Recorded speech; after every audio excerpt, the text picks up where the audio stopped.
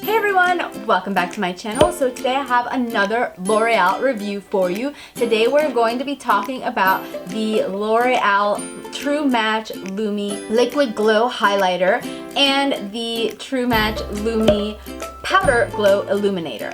Both of them in the shade Rose. I picked both of these up a couple months ago and featured them in a haul video, and since then a few of you have asked me to review them and I hadn't gotten around to it. But here it is, I'm finally getting around to it now. So hopefully you're still interested. So clearly, since these are L'Oreal products, you can easily find them at your local drugstore. And I believe I paid $12.99 a piece for each of these, which I personally think is a little bit of a steep price for a drugstore find, especially since neither one of these even has a full ounce of product. The liquid illuminator comes with 0.67 ounces, while the powder is 0.31 ounces. I am wearing both of the products today so that you can see what they look like together, and you'll also be able to see demos of how I apply them. Okay, first let's start it off by talking about the liquid highlighter. Of the two items, the liquid highlighter is definitely my favorite. It has a beautiful color right out of the bottle, and as you blend it out and it dries down, it still retains that really nice pigmentation.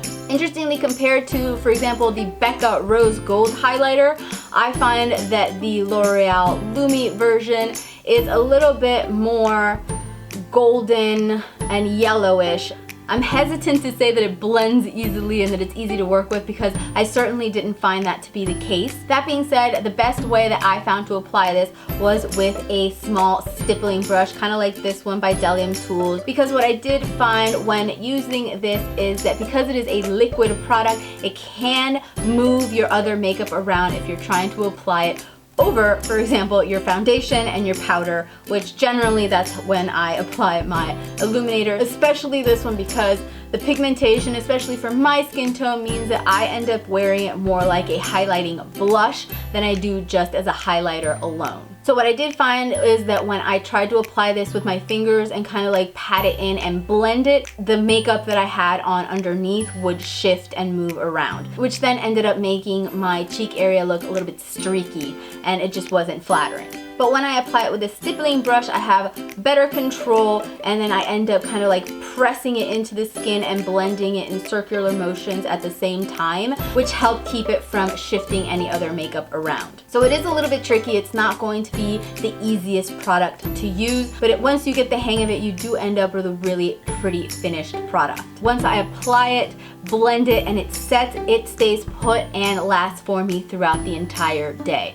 The powder, on the other hand, I have more of like a love-hate relationship with. The colors themselves are very pretty, and as you can see when I sort of move my face around, the light definitely catches and the highlight is pretty intense. It does have like a frosty finish to it. But the part that really bothers me is that this is meant to be a rose gold highlighter, but as you can see, the two predominant shades in the compact are actually a peach and a gold. So when you swatch them all together, it actually ends up being much more of a golden highlight than it is a rosy highlight. Since I normally want more of a rose gold, rosy kind of highlight, I end up having to try to focus my makeup brush mostly on these really tiny little triangles here in order to get the shade that I'm really hoping for. But even when I mix those two together, and again, I can't tell if you can see that, it's more of a frosty pink than a true rose gold.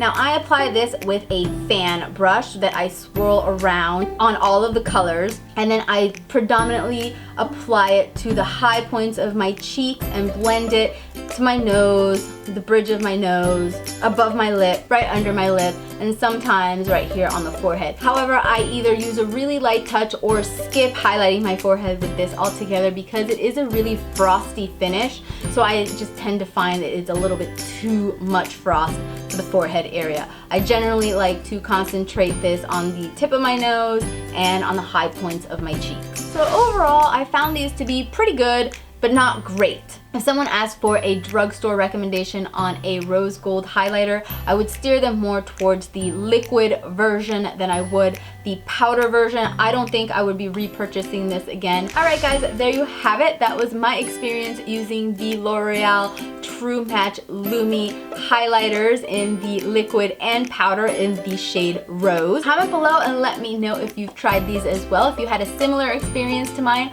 or maybe you had a wildly different experience and a much more positive experience, and you can share some tips with us in the comments below. Don't forget to give this video a thumbs up if you like watching reviews, and subscribe to my channel so that you can get notified every time I post a new video. I upload new videos every week, so hopefully I'll see you right back here again in 7 days or less. Until then, take care of yourselves. Bye!